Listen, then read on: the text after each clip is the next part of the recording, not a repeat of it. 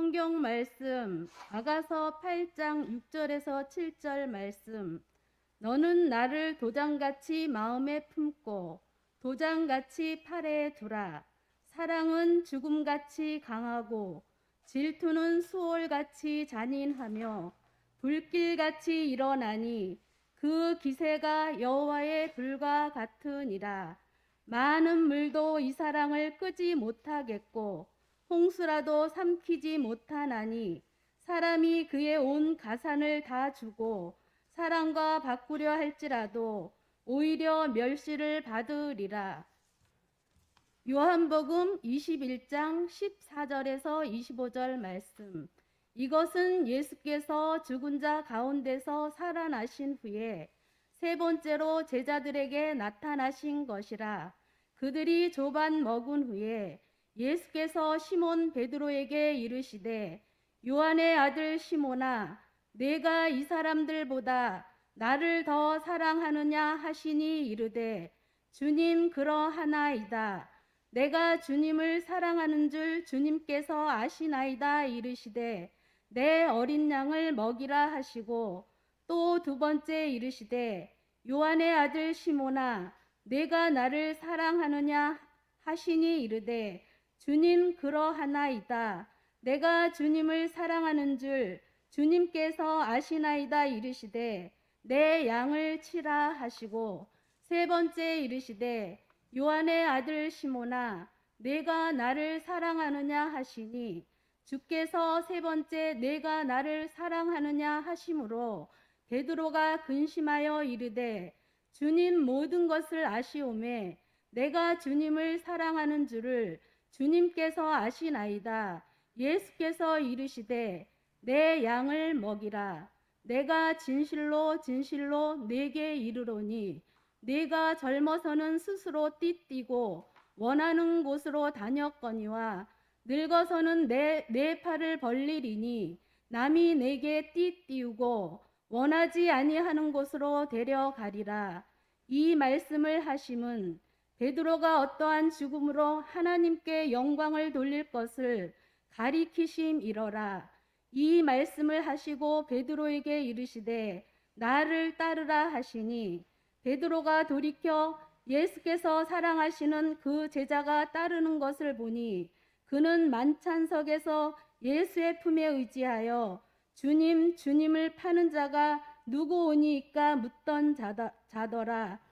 이에 베드로가 그를 보고 예수께 여짜오되 주님 이 사람은 어떻게 되겠사옵나이까? 예수께서 이르시되 내가 올 때까지 그를 머물게 하고자 할지라도 내게 무슨 상관이냐? 너는 나를 따르라 하시더라. 이 말씀이 형제들에게 나가서 그 제자는 죽지 아니하겠다 하였으나 예수의 말씀은 그가 죽지 않겠다 하신 것이 아니라 내가 올 때까지 그를 머물게 하고자 할지라도 내게 무슨 상관이냐 하신 것이러라. 이 일들을 증언하고 이 일들을 기록한 제자가 이 사람이라. 우리는 그의 증언이 참된 줄 아노라. 예수께서 행하신 일이 이 외에도 많으니 만일 낱낱이 기록된다면 이 세상이라도 이 기록된 책을 두기에 부족할 줄 아노라. 아멘. 할렐루야. 반갑습니다. 프랑스 파리에 유명한 생강이 있습니다.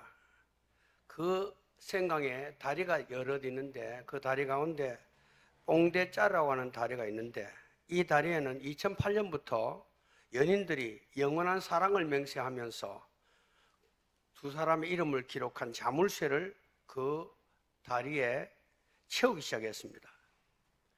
그런데 6년이 되었을 때 그 무게가 10톤이나 나갔고 그 무게로 말미암아 다리 난간이 무너져 내렸습니다. 그래서 이 다리를 사랑의 무게로 무너진 다리 이런 이름이 붙었습니다. 파리에 가면 한번 가보시기 바랍니다. 여기서 사랑은 의도하지 않게 어떤 것을 파괴시키는 것으로 나타납니다. 김소연 씨는 서울대 성악가 출신으로 오페라 유령, 팬덤, 엘리자베, 모차르트 등 대형 작품에서 여주인공 역을 막 도맡아 맡은 사람입니다. 지금 70억짜리 집에 살고 있고 한 회 출연하는데 5천만 내지 1억의 출연료를 받는 그런 사람입니다. 현재 나이가 48세입니다. 그는 60세가 되어도 비키니를 입을 수 있는 여자가 되는 거, 눈을 감는 그 순간까지 사랑받는 여자가 되고 싶다라고 말했습니다. 여기서 사랑은 온갖 사람이 추구하는 좋은 것을 다 가졌지만 그럼에도 불구하고 인간에게 갈증으로 남는 것이 사랑으로 묘사되고 있습니다. TV에 결혼 70주년을 맞이하는 부부가 나왔습니다. 할아버지는 96세, 할머니는 92세입니다. 아나운서가 이렇게 질문합니다. 할아버지, 만약 다시 태어나도 할머니와 결혼하시겠습니까? 그때 할아버지가 좀 생각해 봐야겠지 하고 대답을 분명하게 하지 않았습니다. 아나운서는 다시 할머니에게 물었습니다. 할머니는 어떻습니까? 물으니까 저 영감은 내가 돌봐줘야 해. 왜냐하면 저 영감 같은 사람에게는 내 도움이 필요하기 때문이야 라고 대답했습니다. 여기서 사랑이라고 하는 것은 불쌍히 여기는 마음으로 나타났습니다. 우리가 나를 사랑하냐고 우리는 물어보면은 쉽게 그렇다고 대답합니다. 그러나 그 사랑이 행동으로 나타나는 것은 또 그 사랑이 시간 속에서 계속되는 것은 아주 쉽지 않은 과제가 됩니다. 그러므로 말로 하는 사랑은 사랑의 출발이요 시작일 뿐입니다.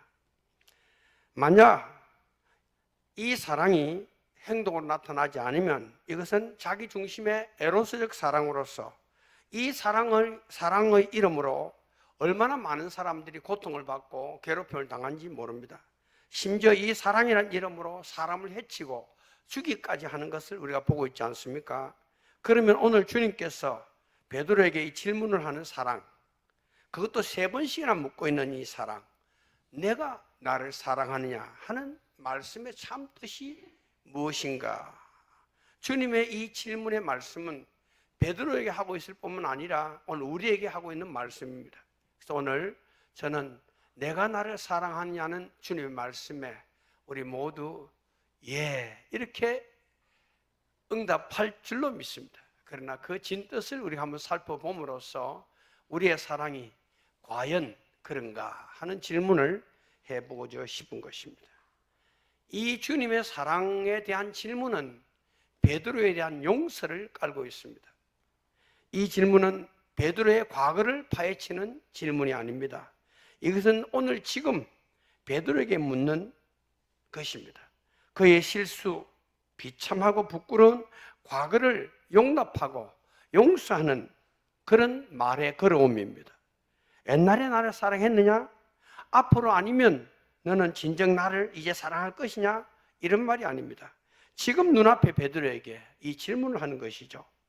너 왜 그때 나를 모른다고 부인했느냐? 너는 양심도 의리도 없는 사람이구나.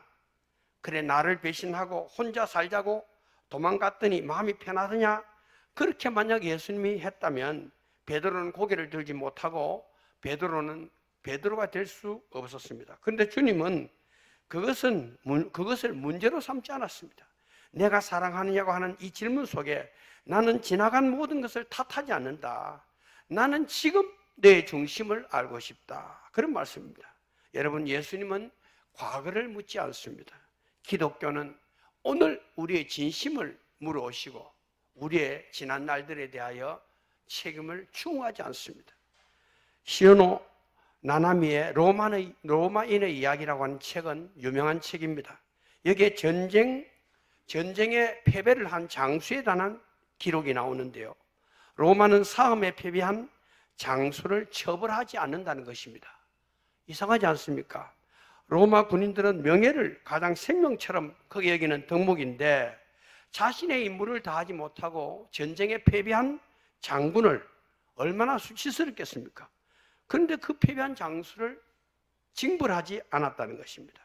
그러므로 전쟁에 패배한 장수는 그것보다 더한 수치가 없는 것입니다. 이렇게 수치를 느끼는 장군을 벌하는 것은 옳지 않다는 것입니다.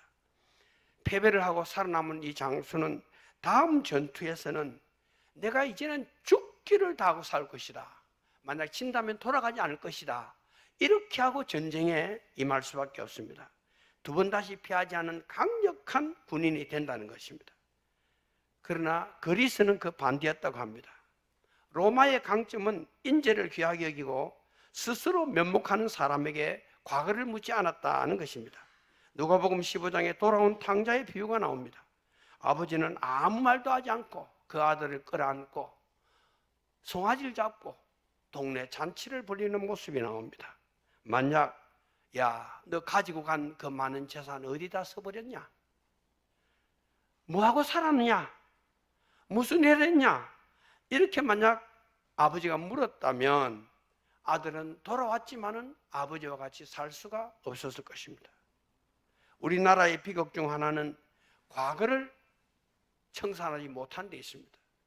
대통령이 되면 반드시 전임 대통령의 비리나 문제를 파헤칩니다. 그리고 백담사도 보내고 감옥에도 보냅니다. 그런데 그렇게 한 세력은 다음 정부 때 똑같은 일을 또 당합니다. 지금도 그렇게 진행되고 있습니다. 그러나 미국 같은 나라는 물러난 후에는 재론하지 않습니다. 클린턴이 대통령 되었을 때 백악관 직원 르인스키의 일로 인해서 신문과 언론이 난리 나고 아주 시끄러웠습니다. 지퍼 게이트라고 불렀습니다. 그런데 대통령 끝내고 자연인으로 돌아간 후에 언론과 정치권에는 그 클린턴의 행위를 완전히 잊어주는 것입니다. 그러나 우리나라는 어떻습니까? 끝없이 파헤치지만 실체를 밝힌 것은 없습니다. 그리고 당사자들은 절대 잘못했다고 인정하지 않습니다. 같이 엉켜부터 진흙탕 싸움을 하다가 서로 피 흘리고 온갖 망신을 당한 후 허지부지 끝납니다. 공인이나 공적인 일은 잘못을 인정하고 대가를 치르고 용서를 받아야 정의가 바로 서는 나라가 되는데 오리발을 내미는 것이죠. 그러나 한 개인에 대하여 주님에 대한 사랑은 무조건적인 용서로 우리에게 다가옵니다. 그 용서란 말 하나로 주님의 사랑은 증명되는 것이고 우리를 감동케 하는 것이다, 그런 것입니다. 여러분, 자녀들이 어려움을 당하고 친구와 어려움에 빠졌을 때 가장 괴로운 사람은 바로 그 사람 당사자 자신입니다.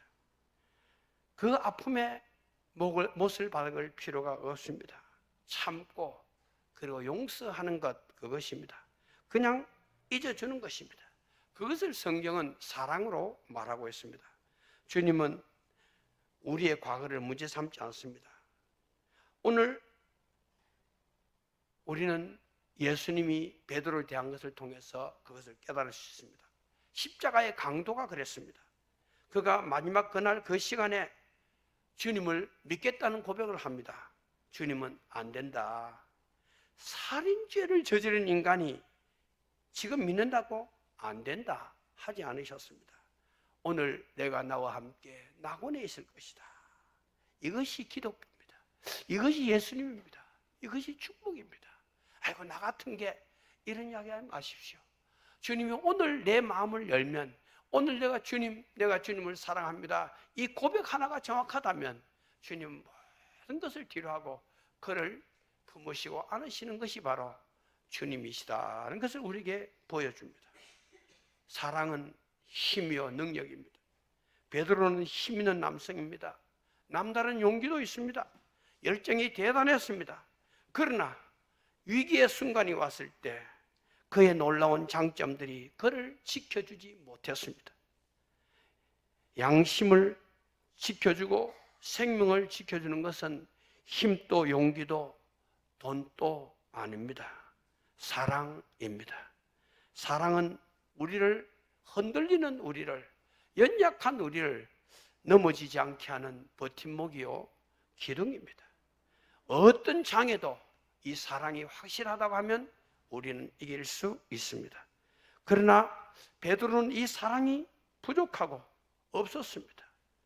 사람이 강한 사람이 되는 것은 운동을 열심히 하거나 사상이 투철하거나 재물이 많거나 그렇게 해서 그 사람이 강하게 되는 것은 아닙니다. 여러분, 사랑이 생기기 시작하고 사랑하기 때문에 눈물이 나기 시작하면 그 사람은 죽음을 이길 수 있습니다. 어머니가 죽음을 각오하고 아이를 출산합니다. 본능이지만 사랑입니다. 저는 오늘 아침에 눈물이 나는 거예요. 새벽 시장에 갔는데 사과, 감그 다음에 뭐 고구마, 그 다음 미역 이런 게 다 있는데 갑자기 이 물건들을 우리 어머니가 우리를 키우기 위해서 부산 초랑시장에서 팔던 물건이다 이 생각이 드니까 막 가슴이 아픈 거예요. 내가 이런 좌판에서 이런 물건을 파는 어머니에 의해서 우리의 오남매가 자랐다 생각하니까 아주 쓰리고 가슴이 아팠어요. 제가 글을 하나 써서 올렸어요. 우리 가족들에게 하나님을 잊고 부모를 잊는 것은 짐승에 속하는 것이다. 너희들이 혼자 하늘에 떨어진 것인 것처럼 생각하고 살면 안 된다. 뭐 이런 이야기를 썼습니다. 제가 처음에 영양에서 교회를 개척했는데 그때 29, 30대였습니다. 장영이라고 하는 중학생이 교회에 나왔는데 그 아버지는 돼지를 키우는 사람이었습니다. 자그마치 돼지 80마리를 키우고 돌본 일을 했는데 그 아내는 그를 도와주지 못하고 중풍으로 쓰러져서 방에 누워 있었습니다. 그분을 내 신방에서 찾아가면 나는 밖에서 돼지 똥을 치우고 돌아와서는 마누라의 똥을 치운다. 종일 일하다가 들어오면 오늘 돼지가 새끼를 낳은 거 또는 돼지가 몇 마리 팔린 거 이런 밖에서 생긴 일을 다 이야기해 준다는 것입니다. 그러면서 그 아내를 8년 동안 돌봤습니다. 아내가 죽었습니다. 제가 아무것도 몰랐지만은 그때 장례식 가서 그 아내를 솜으로 다 아주 정성껏 닦았습니다. 아주 감사하다 그러면서 아내가 죽으니까 이렇게 서운하다고, 어떻게 보면 집만 되었던 사람인데 없으니까 이렇게 서운하다고 이렇게 말하는 것입니다. 이것이 무엇입니까? 사랑입니다. 사랑은 고통을 감내하고 긴 세월과 험악한 시간들을 이길 수 있는 힘을 주는 것이 바로 사랑인 것입니다. 오늘 우리 민정 씨가 읽은 아가서가 그렇지 않습니까? 너는 나를 인같이 마음에 품고, 이는 도장입니다. 도장같이 팔에 두르라. 사랑은 죽음같이 강하고 투기는 엄부같이 잔혹하며 불같이 일어나나 그 기세가 여호와의 불 같다. 이 사랑은 많은 물이 꺼지지 못하고 홍수라도 음물하지 못하니 그 사람이 온 가산을 다 주고 사랑과 바꾸려 할지라도 오히려 멸시를 받을 것이다. 이렇게 사랑의 가치를 죽음이라든지 돈이라든지 불이라든지 이 모든 것보다 최상의 가치로 진정한 사랑을 말하고 있습니다. 독일 신 괴테는 그의 친구인 슈타인 여사에게 이런 글을 보냈습니다. 우리는 어디서 태어났을까? 사랑으로부터. 우리는 어떻게 되어 멸망할까? 사랑이 없기 때문에. 우리는 무엇으로 자기를 이길까? 사랑에 의해서. 우리도 사랑을 찾아낼 수 있을까? 사랑에 의하여. 오랫동안 울지 않는 이유는 무엇 때문일까? 사랑 때문에. 우리를 항상 연결하는 것은 무엇인가? 사랑이라고 썼습니다. 엘리나라고 하는 78세 된 화란 할머니 평생 소원이 있었는데 그것은 자기가 인이 박힌 담배를 끊는 것이었습니다. 할머니는 50년 동안 담배를 끊기 위해서 금연 클리닉에 가서 훈련도 받고 또 좋은 약도 먹고 인내심을 가졌지만 담배를 끊지 못했습니다. 할 수 있는 것이란 모든 것을 다 했지만 그 몸에 박인 담배를 끊을 수 없었습니다. 그러다가 78세가 되었습니다.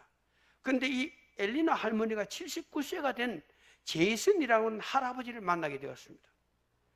그런데 이 78세, 79세 두 할머니, 할아버지가 뒤늦게 서로 의지하고 사랑하는 감정이 생겼습니다. 그래서 남은 세월이 얼마일지 모르지만 같이 살기로 그렇게 마음을 먹었습니다. 근데 할아버지가 할머니에게 나는 당신과 결혼해서 남은 세월을 살고 싶소. 근데 단 한 가지, 담배를 피운다는 것이 나하고 영 맞지 않소. 이렇게 말했습니다. 그러자 이 할머니가 그래요? 그러면 제가 담배를 끊지요. 라고 그 순간부터 담배를 끊었다는 것입니다. 그녀가 50년간 이루지 못한 평생 소원이 이루어진 것입니다. 이 신문 기사의 마지막 줄에는 이렇게 쓰여져 있습니다. 나는 경험을 통해서 사랑의 힘이 의지의 힘보다 위대하는 것을 깨달았다. 라는 할머니의 고백이 실려 있습니다. 여러분, 내가 약해졌다. 내가 힘이 없다. 내가 때로는 흔들린다. 이것은 여러분 보약을 먹을 문제가 아닙니다. 내가 무슨 노력을 한다고 될 문제가 아닙니다. 기분 전환하기 위해서 여행을 한다고 힘이 팍 생기는 것이 아닙니다. 사랑의 결핍입니다. 하나님의 성령은 사랑하게 하는 영입니다. 주님 진심으로 사랑합니다 하는 고백을 하게 하는 것입니다.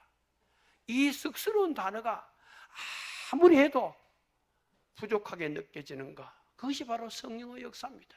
주님, 내가 주님을 사랑합니다.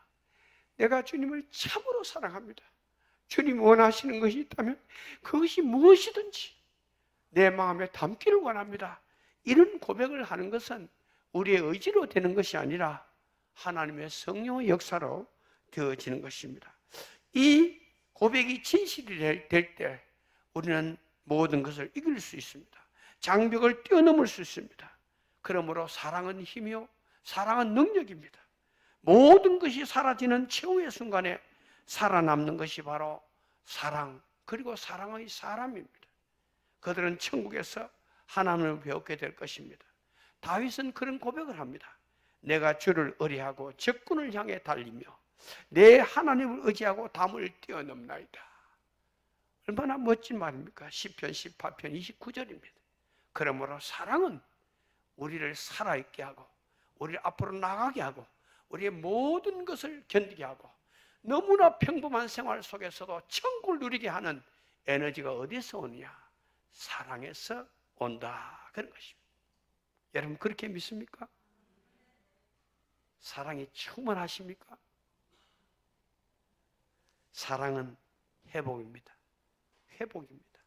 3번이나 큰 실수를 했습니다. 첫 번째는 겟세마네 동산에서 주님이 나와 함께 이 밤만은 좀 기도해달라. 내가 죽게 생겼다. 그렇게 베드로에게 부탁했습니다. 그러나 베드로는 굴굴 잠만 잤습니다. 두 번째는 절대로 주님을 부인하지 않겠다고 큰 소리 쳐놓고 어린 여자의 앞에서 3번씩이나 모른다고 부인했습니다. 세 번째는 부활하신 주님께서 얘들아 갈릴리에서 만나자 그렇게 말했습니다. 그런데 그는 기다리지 못하고 다른 제자들을 이끌고 고기잡이에 나갔습니다. 그가 그런 바닷가에서 주님을 만났을 때 할 말이 없고 고개를 들 수 없는 것입니다. 베드로야, 내가 그럴 수 있냐? 네가 이렇게 형편없는 놈이었더냐? 뭐 이렇게 말할 수 있습니다. 근데 주님은 그렇게 말씀하지 않고 내가 나를 사랑하느냐? 이렇게 물어오시는 것입니다. 여러분, 할 말이 없고 면목이 없는 그에게 이 사랑은 이 질문은 회복의 질문입니다. 무너진 베드로를 이렇게 세우는 말씀입니다. 여러분, 사람을 일으켜 세우고 회복시키는 최고의 약은 사랑입니다. 이 사건 후 베드로는 실패했던 과거에서 완전히 탈출합니다. 그리고 세상을 버리지 못하고 살았던 자신, 관계가 되지 않고 신앙이 있는 것 같은데도 미움이 있고 원망이 내 속에 엉클리고 있다면 우리는 주님의 그 사랑의 음성에 다시 한번 귀를 기울이면서 나의 실체를 한번 하나님 앞에 펼쳐놓는 것이 중요합니다. 우리가 먹는 소금은 모든 것에 맛을 냅니다. 우리 금숙씨 오빠들과 그 가족들이 미국 LA 가서 아주 열심히 일을 하셔서 지금 성공했는 것 같아요. 그 식구들이 많이 이렇게 한국 방문도 하고 이러는데 아무리 음식을 잘 만들어도 적절한 소금이 들어가지 않으면 너무 짜버려도 음식을 버리고 너무 싱거워도 안 되는 거야. 그 맛을 정확하게 낼 수 있으면 굉장히 중요한 것입니다. 근데 이 소금은 방부제도 되고 부족하면 죽을 수도 있는데 이 중요한 소금이 극히 나쁜 독소 두 가지로 구성되어 있는 것을 여러분 알고 있습니까? 소금은 소디움과 클로라이트라고 하는 두 가지 원소가 합하여 소금이 되었습니다. 그러나 이 소디움과 클로라이트를 각각 따로 먹으면 죽는 것입니다. 물도 그렇습니다. 물은 수소와 산소 이 두 가지가 합하여 된 것인데 산소는 불이 붙어도 아주 뜨겁게 불이 붙습니다. 그래서 이 산소 용접을 하고 쇠를 녹이지 않습니까? 수소도 불에 탈 수 있는 물질입니다. 근데 이 두 가지가 합하면 정반대의 물이 됩니다. 물은 이 정반대의 성격을 갖습니다. 자석 중에도 아주 강력한 영구 자석인 알리코 자석은 자석에 전혀 붙지 않는 알루미늄, 니켈, 코발트를 합금해서 쇠를 붙이는데 사용합니다. 여러분, 하나님이 만드신 이 세상에 신비하고 놀라운 일이 굉장히 많습니다. 그러나 가장 놀랍고 신비한 것은 무엇이냐? 예수님의 피가 우리를 어떤 죄에서라도 깨끗하게 해칠 수 있다는 것입니다. 이건 이론도 아니고 이것은 어떤 노력이나 극기의 산물이 아닙니다. 이것은 하나님의 인간을 사랑한 하나님의 결정체입니다. 증거입니다. 여러분, 이 사랑이 우리를 새롭게 만들고 우리를 회복시킨다는 것입니다. 회복되는 것이 얼마나 좋습니까? 제가 회복이라는 말을 묵상하며 가만히 생각해 보니까 야, 이게 참 내가 회복되니까 살았구나 이런 생각이 드는 게 제가 작년만 하더라도 새벽기도 하면 콧물이 쭉 나는 게 뭐 아주 병 걸린 사람 같아요. 야, 이거 내가 이거 콧물이나 질질 흘리면서 살다 죽나 싶을 때만은 나섰어요. 또 한 달에는 몸이 가려워가지고 뭐 별 먹는 것도 없는데 나섰어요. 또 어제 아래는 몸살 나가지고 지금 99% 나섰어요. 약간 좀 있지만 나섰어요. 회복시키는 사는 거야. 이러면서 우리는 하나님의 끝없는 사랑 속의 회복을 경험하면서 영적으로도 우리가 살아가게 된다. 그런 것입니다. 과거의 어둠으로부터 우리를 해방하고 자유롭게 합니다. 주님의 사랑은 달라지게 하는 놀라운 능력이 있습니다. 영국의 작가 골더 스미스는 내 생의 최고의 자랑은 한 번도 실패하지 않았다는 것이 아니라 넘어질 때마다 일어났다는 것입니다. 라는 명언을 남겼습니다. 학자들은 인간의 사랑은 3년을 넘기지 못한다고 합니다. 그래서 위기가 오고 권태가 오는 것입니다. 별 일이 없는데도 한 3년 지나면 이상하게 권태가 온다는 것입니다. 이것을 여러분 몇 번 경험하고 10년은 지나야 진짜 친구가 되고 진짜 관계가 형성될 수 있습니다. 여러분, 그러나 이런 실증과 권태와 이런 것들이 하나님의 사랑이 아니면 인간은 완전히 회복하기 힘듭니다. 인간의 비극은 사랑의 원천인 하나님을 멀리했기 때문에 온 것입니다.